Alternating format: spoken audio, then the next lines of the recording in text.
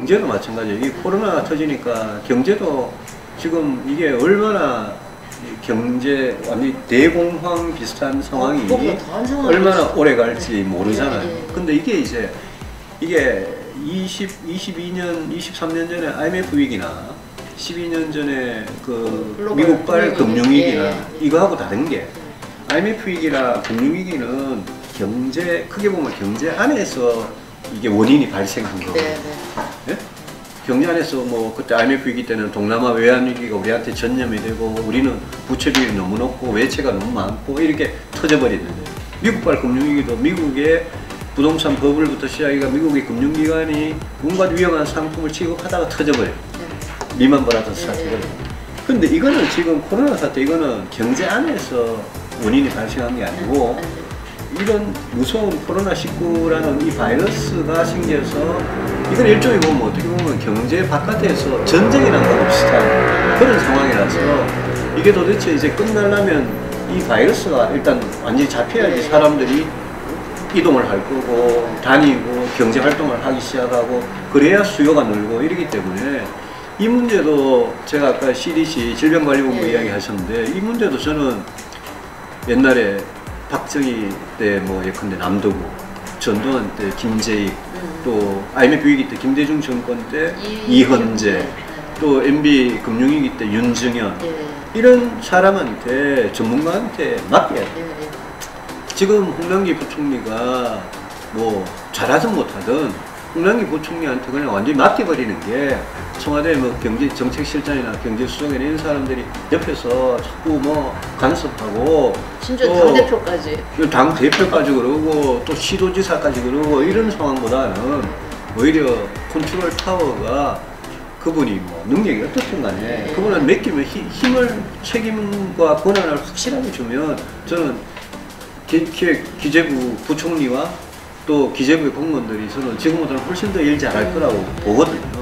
대통령이 할 일이 오히려 그런 것 같은데 이게 이제 코로나라는 전염병 여기서 시작해서 이 공포가 경제를 완전히 정말 대공황 때부터 더 심하게 전 세계 경제를 집어삼키는데 이것도 각 나라가 어떻게 대응하느냐에 따라서 회복하는 속도가 달라질 거라고 봐요. 그래서 우리 같으면 자 돈이 필요하고 그 돈을 그냥 줄 건지 아니면 나중에 회수할 수 있도록 빌려줄 건지 그 돈을 세금에서 부과를 하든 지금 세금을 더 거둘 수 있는 상황은 아니니까 당연히 아니니까 지금 그럼 국채를 발행할 수밖에 없는데 그럼 국채를 발행해서 100조든 200조든 만든 돈을 그걸 진짜 뭐 모든 국민들한테 다 기본소득으로 줄 거냐 그거는 제가 보기에는 굉장히 비효율적인 거고 우리가 기존에 갖고 있던 사회안전망을 굉장히 이번에 크게 확대한다 한시적으로 그런 개념을 가지고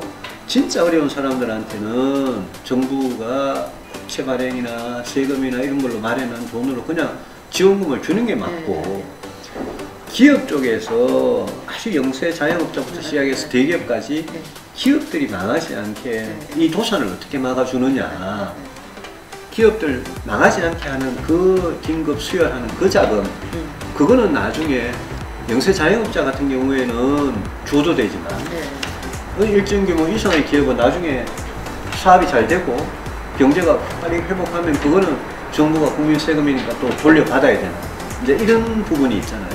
그런 부분에 대해서 원칙을 정해서 경제부총리가 진짜 컨트롤 타워 시행감을 가지고 하는 거 이런 게 이제 빨리 좀 됐으면 좋겠어요.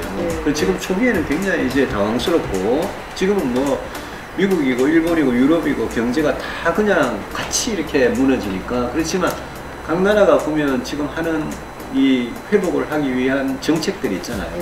그걸 우리는 우리대로 우리 실적에 맞는 양과 규모와 그 속도로 그 빨리 원칙을 정해서 하는 그게 굉장히 이제 중요하다고 생각하고 다음 주에 뭐 대통령께서 이 재난 기본소득 이거를 진짜 보편적으로 될 거냐 아니면 긴급 지원금 형태로 보조금 형태로 그냥 한시적으로 특정 계층 취약계층에 지금 할 거냐 이거는 이제 결정을 하신다니까 그걸 뭐 여야 보수 진보를 떠나서 이번에 정말 이 상황에서 타개할 수 있는 제일 중요한 그런 방향 그런 원칙을 잘 세워서 하고 저희들은 뭐 우리 당이 그래서 그런 게 아니라 이거는 모든 국민한테 예컨대 10만 원씩 주는 거다. 꼭 필요한 사람들한테 100만 원이 가도록 하는 게 그게 맞는 거다. 또 기업 도산을 안 하도록, 멀쩡한 기업이 도산 안 하도록 막아야 거기에서 일자리가 지켜지는 부분이 있으니까 실업이나 취업 지원이나 이런 부분이 굉장히 중요해져. 그런 쪽으로 가닥을 잡아서 지금 말씀하신 충분히 신속하게 했으면 좋겠어요. 그게 저는 정답인 것 같은데 걱정은 이 정부는 지금 총선을 굉장히 의식하고 있단 말이에요. 그러다 보니까 자꾸 이재명 지사 같은 그런 아이디어가 나오는 게 아닌가. 경제를 경제로만 풀어야 되는데 거기에 정치적인 고려, 선거에 대한 고려를 하다 보면 이게 또 이상한 방향으로 갈 것 같은 불안감이 있는 거죠. 굉장히 그 악성 포퓰리즘인데 선거가 지금 이제 20일도 안 남았거든요. 4월 15일이면 이거는 뭐 금방 가기 때문에 정부가 지금 경제, 이 돈 푸는 정책, 돈을 어디에 어떻게 얼마나 쓸 거냐 이 문제를 선거만 바라보고 정했다가는 선거 이후에 또다시 정책을 수정해야 되고 아마 낭패를 볼지 몰라요. 그래서 이거는 굉장히 위급한 상황이기 때문에 저는 뭐 선거 공약으로 무슨 뭐 보수 진보가 이래 나뉠 게 아니라 지금 있는 이 경제적인 대위기를 극복하는 그거는 저는 우리 미래통합당도 야당도 정부가 합리적인 그런 대책을 갖고만 나오면 이때는 힘을 좀 합쳐주는 게 좋겠다. 우리가 질병 감염 이 부분에 방역 이 부분에 힘을 합치듯이 경제도 지금은 좀 힘을 합쳐야 될 상황이고 거기에서 선거만 바라보고 표만 바라보고 하는 그런 악성 포퓰리즘 정책은 좀 확실하게 좀 걷어낼 수 있어도 좋겠어요. 정부 안에도 청와대 안에도 지금 굉장히 이 문제 가지고 갑론을박을 하는 것 같아요. 근데 지금 대표님 말씀하신 그거를 좀 우리 당에서도 그래도 그 말씀 지금 하신 말씀을 계속 또 많이 해주셔야 돼요. 저도 좀 정리를 해서 자꾸 주장을 해서 당이 너무 막 우리 당도 너무 선거를 앞두고 막 이렇게 뭐라 그럴까요? 진영 논리에 빠져가지고 싸움을 위한 싸움 이런 거는 뭐 방역이든 경제든 거기에는 별로 좋은 게 아닌 것 같아요. 그래서 마침 신세돈 교수님 위원장을 맡고 계시니까 잘 소통이 되시잖아요. 그래서 좀 지금 말씀하셨던 그 논리나 이런 게 설파되면 저 미래통합당이 그냥 정부가 하겠다는 걸 조금 반대만 하는 건 아니구나. 정부가 진짜 합리적인 대안을 내는구나. 뭐 이런 인상을 충분히 심어줄 수 있도록 좀 했으면 좋겠어요. 4월 15일 총선은 금방 가고 이 위기가 언제 끝날지 얼마나 오래 갈지 아무도 모르는 거 아닙니까? 뭐 계속 확진자 발생하고 이러면 사람들이 다니겠습니까? 그런 분들한테 돈을 그냥 주더라도 밖에 나와서 쓰겠습니까? 그래서 이거는 원인이 완전히 다른 데 있기 때문에 그게 끝날 때까지 그러니까 어떻게 보면 말씀하신 방역 그거를 완전 무결하게 하는 게 어떻게 보면 제 넘버원 경제 정책이고 그게 끝나고 났을 때 우리 경제가 얼마나 이 회복을 탄력성 있게 빨리 할 수 있느냐 그걸 위해서 지금 뭘 할 거냐 이게 이제 중요하니까 그런 방향으로 한번 근데 참 걱정은 그러니까 코로나19 오기 전에도 우리 경제 상황이 굉장히 힘들었었잖아요. 그런데 이 코로나 위기가 이제 이거를 그냥 거의 초토화 확인사살하다시피 이렇게 됐기 때문에 이게 회복이 되더라도 굉장히 시간이 많이 걸리지 않을까 그런 걱정. 그래서 그 사이에 개인이 완전히 그냥 파산해버리고 완전히 신용불량자가 돼버리고 하루하루 끼니를 이어갈 수 없을 정도로 개인이 추락을 해버리는 거.